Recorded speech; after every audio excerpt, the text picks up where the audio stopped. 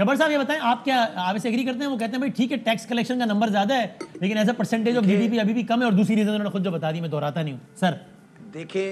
देखिए जो टैक्स की बात की थी ना मिफ्ता साहब ने, हाँ। वो तो बिल्कुल सही की थी, मगर उसके बाद ये एक बहुत ही गलत बॉल फेंक दी है मेरी तरफ। छक्का मारे बॉल फेंक दी है कि इनको उसका अंदाजा होगा।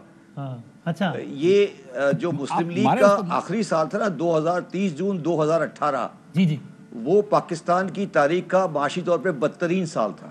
जिसमें ये वजीर खजाना खुद ही थे ना पाकिस्तान का जो 30 जून 2018 का साल था वो पाकिस्तान की तारीख का बदतरीन साल था बैलेंस ऑफ ट्रेड के पेमेंट के हिसाब से। पाकिस्तान का इंपोर्ट और एक्सपोर्ट का डेफिसिट था 34 बिलियन रुपीस और पाकिस्तान का करंट अकाउंट डेफिसिट था 15 बिलियन रुपीस। तो पाकिस्तान की आज बहुत सारी खराबियों की वजह वो 2018 का मुस्लिम लीग का छोड़ा हुआ साल है। तो मेरी दरख्वास्त है मुस्ता साहब से कि वो आगे की बात करें। ये बात ये उनके फेवर में नहीं जाती कि कोई अच्छी इकनॉमी मुस्लिम लीग नवाज छोड़ के गई थी। मैं ये नहीं कह रहा कि ये बहुत अच्छी कारकर्दगी है, मगर जो मुस्लिम लीग नवाज का 2018 था उससे बदतरीन साल पाकिस्तान की तारीख ने कभी नहीं देखा, जिसका और उसी का खमियाजा बहुत सी चीजें भुगत रहे हैं। आपकी गवर्नमेंट और आप खुद ही वजीर खजाना थे, उन्होंने नंबर बता दिया। मैं शबर भाई आपकी खिदमत में गुजारिश करता हूँ, आपकी थोड़ी सी याददाश्त को अगर इजाजत दें तो मैं आपके अब पेश करूँ कि 2008 में जब परवेज मुशर्रफ साहब छोड़ के गए थे तो करंट अकाउंट डेफिसिट 8.2% था डेफिसिट। हम तो 6% छोड़ के गए थे तो वो करंट अकाउंट डेफिसिट 8% था।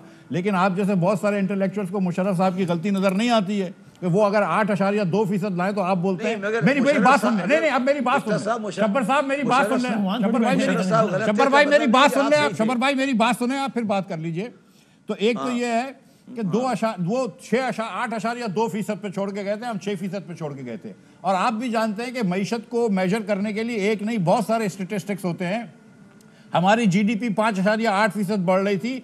ट्रेड डेफिसिट जो आप कह रहे हैं कि हमारा 34 अरब डॉलर का था, तो भाई 6 महीने में ये 25 अरब डॉलर हो गया है। 6 महीने में, इस साल के अंदर ये 45 मिलियन डॉलर होगा। अल्लाह माफ करे। अब क्या बात कर रहे हैं आप? इस तरह आपको स्टैटिस्टिक्स देख के बात करनी चाहिए। आप सीधी बात सुने, आप बात सुने, मेरी बात सुन ले। इन्फ्लेशन हमारा 2% था, फूड इन्फ्लेशन हमारा, ओवरऑल इन्फ्लेशन 4% था। तो आप ये गलत बात ना करें, क्योंकि मुशर्रफ के जमाने में आपको कहा कि आपने गलत बॉल फेंक दी है। नहीं, गलत बॉल नहीं फेंकी, बहुत एकदम सही बात करी है। देखिए तो नंबर से बात कर रहा हूं। आपने बिल्कुल गलत बात। देखिए ये पाकिस्तान में सबसे बदतरीन साल था इधर क्वांटम टर्म। मुशर्रफ गलत था तो उसका मतलब ये नहीं गलत था। मुशर्रफ का साल बुरा था ना, तो आप ये ना बोले ना कि ये बदतरीन साल था। सुन ले मेरी बात, मुझे बात कंप्लीट करने दें, मुझे बात कंप्लीट करने दें। देखें जिस दिन से पीटीआई की गवर्नमेंट आई है, मैं पीटीआई गवर्नमेंट को ये नहीं कहता कि वो बहुत अच्छी गवर्नमेंट है, मगर पीटीआई की गवर्नमेंट ने आपके ट्रेड अकाउंट के डेफिसिट के और करंट अकाउंट के डेफिसिट के बहुत सारे मसले हल किए। मगर ये बिला वजह की बहस है, हम आगे चलते हैं। इसलिए ये बात कहना खत्म करें कि जी हम बहुत अच्छे थे और ये बहुत खराब है। प्लीज फैक्चुअल पे चलें, आगे चलें। हम फैक्ट्स पे बात करेंगे, ठीक रहेंगे, फायदा कोई नहीं है। प्लीज आगे चलें, आगे चलें। रेफरी का किरदार अदा कर रहे हैं भाई। हमने क्या किया और आपने क्या किया। सही उस पे मैं आपके साथ 2 घंटे बहस कर सकता हूं। नहीं हम चाह रहे हैं कि एकेडमिक फरूख सलीम साहब ये इस पे, क्योंकि मैं अब ये मौजूद तो इतना तवील है, पहले जरा क्विक कमेंट सर इसी पे कर देना, क्योंकि टैक्स कलेक्शन हमने बात शुरू की है तो ये क्रेडिट जाता है आपके ख्याल में पीटीआई गवर्नमेंट को नून लीग के मुकाबले में अच्छा टैक्स कलेक्ट करने का?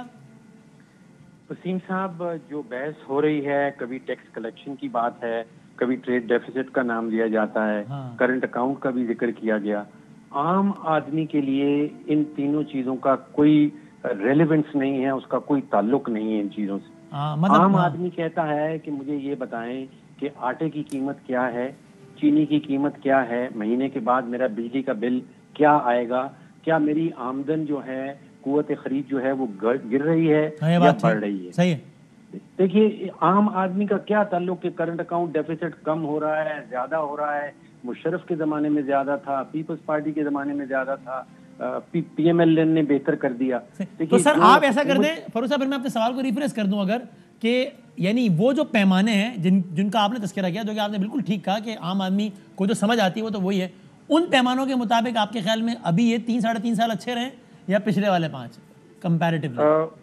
वो पैमाना आप इस्तेमाल कर लें जो पाकिस्तान ब्यूरो ऑफ स्टैटिस्टिक्स है, जो हुकूमती इदारा है, वो आपको बताता है। अभी 3 या 4 दिन पहले उसकी जो रिपोर्ट आई है, उसमें 1 साल में उसने बताया है कि जो कुकिंग ऑयल है, खाने पकाने का तेल, उसकी कीमत में 60% इजाफा हुआ है। जो मसूर की दाल है उसमें 27% इजाफा हुआ है। बिजली की कीमत में 60% एक साल में इजाफा हुआ है। फल जो हैं वो 26% बढ़े हैं, गोश्त 20%, आटा 19%। और अगर आप आमदन देखें तो वो पिछले 3 साल से मुसलसल जो है वो गिर रही है।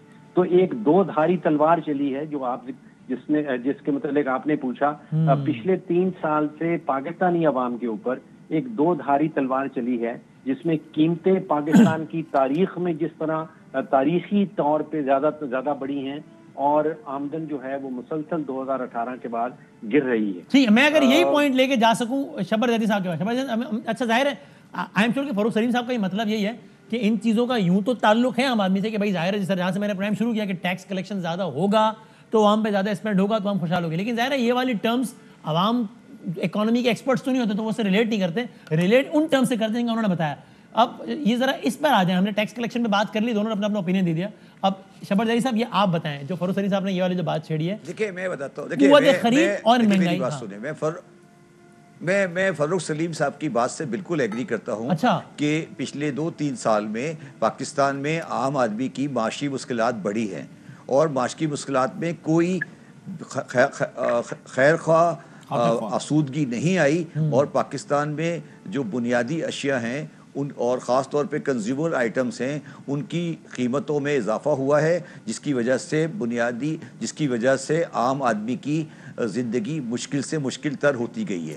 और ये एक हकीकत है और इस पे मुझे कोई दो राय नहीं है, मैं किसी का पॉलिटिकल सपोर्टर या नहीं, मगर मैं इसमें वसीम आपसे एक बात कहना चाहता हूँ और जो बात बहुत अहम है और आपको समझनी चाहिए और पाकिस्तानी अवाम को भी समझनी चाहिए कि ये जो कुछ भी हम आज देख रहे हैं ये पाकिस्तान में आइंदा भी शॉर्ट टर्म में सही होने वाला नहीं है। अच्छा। और पाकिस्तान में ये जो कुछ भी आज हो रहा है ये हमारी पिछले 50 साल गुनाहों का नतीजा है, जिसमें इनका भी कोई बहुत ज़्यादा कंट्रीब्यूशन नहीं है कि इन्होंने बहुत ज़्यादा सही कर दिया। और पाकिस्तान में नियर फ्यूचर में अगर अवाम ये समझती है कि कोई सब्सटेंशियल कमी आएगी प्राइसेस में तो वो नहीं है, छोटी मोटी तब्दीली आ सकती है, मगर बुनियाद तो नहीं मायूस नहीं कर रहा। देखिए आप तो इकोनॉमी के पर्सपेक्टिव से एक रियलिस्टिक एंगल दे रहे हैं।